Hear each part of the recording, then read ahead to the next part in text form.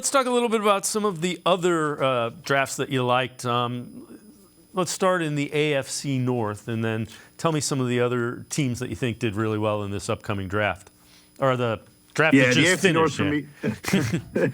Yeah, it's been a long draft season for all of us, right? Yeah, I think the winners of the AFC North outside of Cleveland were the Cincinnati Bengals. I think Myles Murphy from Clemson, I'm not really sure how he fell as far as he did. He isn't quite refined as a pass rusher, but I think will play on early downs for them against the run immediately and will develop more as a pass rusher over time, but tested phenomenally. I think you can just tell he's raw. Not a lot of hand usage, not a lot of counter moves like an inside move or a spin move, just kind of uses power every time, which, the best athletes, the Clemson and Alabama type guys can do. But I think that'll come over time. DJ Turner, the corner from Michigan in the second round, I think was another phenomenal pick. Ran a 4.26 40 at the combine. You see that in his recovery speed.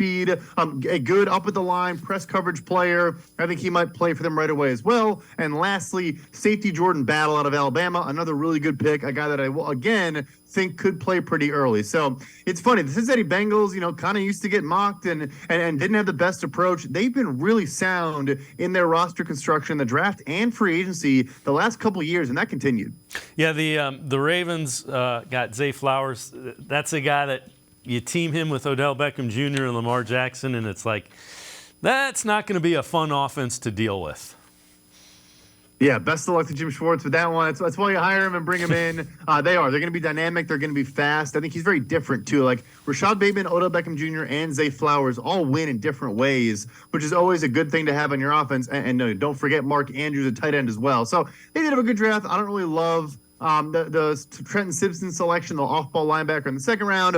Obviously, they come out and decline the fifth-year option for Patrick Queen, so kind of the writing on the wall there during the draft. But, yeah, they were fine, but only had 5 total picks in the class. And, they didn't do poorly, but I don't think they significantly improved outside of adding Zay Flowers, in my opinion. What did you think of the Steelers draft? Oh, phenomenal. I guess I should have called them out as well. They did very well. I know it's a common opinion. Broderick Jones, for me, and look, I'm not a talent evaluator, but I thought he was the best tackle in this class.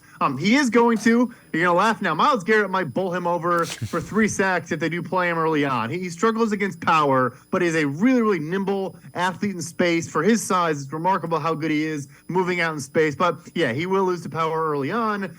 You get Darnell Washington, who fell to the third round, the tight end out of Georgia. Obviously, medical's there. Apparently has a knee injury, so it wasn't just by accident. But a good player, no less. Kind of like DeJuan Jones. Why not at a certain point just take that risk? And then Keanu Benton, a guy we probably talked about. They took 49th overall, the big interior defensive lineman from Wisconsin. Can play him as a nose tackle, can play him as a 3-tech. A really, really good athlete. You see some teams against him last year in the Big Ten, combo blocking and doubling him, and he still plays through it and has that core anchor strength. I think Pittsburgh did very, very well.